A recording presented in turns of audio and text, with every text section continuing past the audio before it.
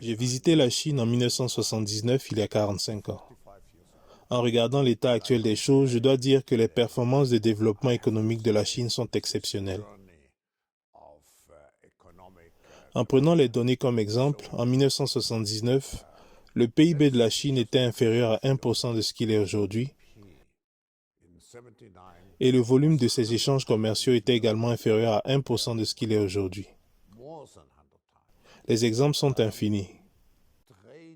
La Chine était clairement un pays sous-développé à cette époque, mais elle est aujourd'hui leader dans de nombreux domaines technologiques.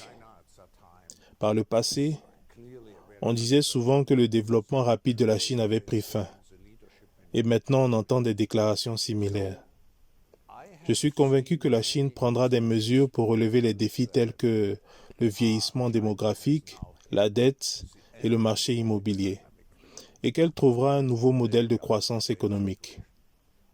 N'oubliez pas que, bien que le PIB de la Chine ait doublé de manière continue et qu'il représente désormais environ 20% du PIB total mondial, le PIB par habitant de la Chine est toujours inférieur à celui de la plupart des pays développés.